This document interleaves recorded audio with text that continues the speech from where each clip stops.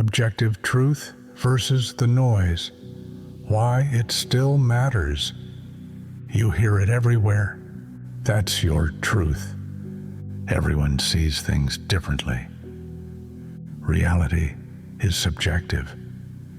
And yet, try telling that to gravity. Try telling it to a loaded gun. Try telling it to the debt collector when your bank account hits zero. Objective truth exists, and it does matter. Truth is what is, not what you perceive it to be. What we're living through isn't the triumph of understanding, it's the collapse of it. This is the age of noise, and if you want to survive it, you need to know how to see clearly. Part 1. The case for objective truth.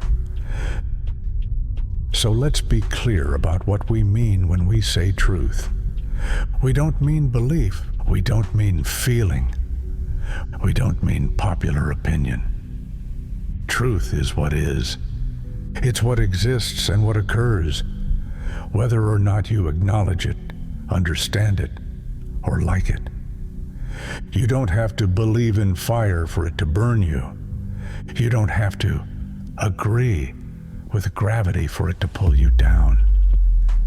And you don't get to redefine 2 + 2 just because you don't like the answer. At its most basic, objective truth is the idea that reality exists independently of your mind, that there are things that are true regardless of your culture, your politics, or your feelings. It doesn't mean humans can know all truth perfectly. It doesn't mean we don't get things wrong. It just means that there is something to get right. This used to be obvious. It's the foundation of science, law, logic, math, even communication itself. The only reason language works is because words point to things. If truth is just whatever you want it to be, then meaning collapses. And when meaning collapses, so does trust. So does reason. So does society. Part 2. The noise. If objective truth exists, why does it feel like no one can agree on anything anymore? Why do two people see the same event, the same video, the same quote, the same data, and come away with completely different conclusions? The answer isn't that truth disappeared. It's that it's been buried. Buried under opinion. Buried under algorithms. Buried under activism disguised as journalism. In the past, you had limited access to information, but the signal was strong.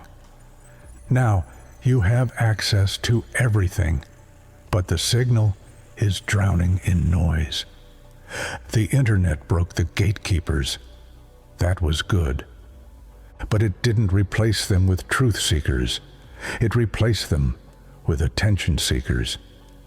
Every platform, every news site, every influencer is in a war for your eyeballs, not for your understanding, for your reaction. Rage gets clicks. Confusion keeps you scrolling. Outrage makes you share. Truth is boring. It doesn't trend. It doesn't trigger dopamine. So we don't find truth. We find what keeps us hooked. And the algorithm doesn't care what's true. It cares what works, what spreads, what leads to addiction, what divides. That's why people talk past each other. That's why debates go nowhere. Everyone's living in a different feed, a different timeline, a different version of reality. And most people don't even realize it. They think they're seeing the world, but they're just seeing their window. Part 3. Why truth matters. Truth isn't just a concept, it's a foundation. Without it, you can't build anything. You can't have justice without truth. You can't have science without truth. You can't even have relationships without truth. If truth doesn't matter, then promises don't matter. Contracts don't matter. Evidence doesn't matter. At that point, all you're left with is power. Whoever controls the narrative controls the outcome.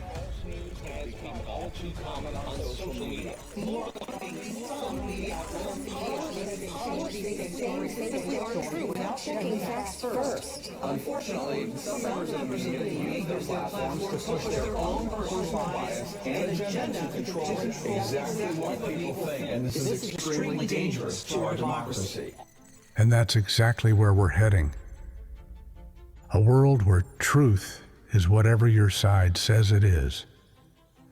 Where people don't argue evidence, they argue identities. Where the loudest, angriest, or most emotionally manipulative voice wins. That's not progress. That's not justice. That's collapse. And the worst part? It doesn't happen all at once. It starts small. You compromise here. You stay silent there. You say, well, that's their truth. And before you know it, you're living in a society where nobody trusts anyone. Nobody knows what's real, and everybody's scared to say the wrong thing. Truth is the only thing strong enough to hold the center.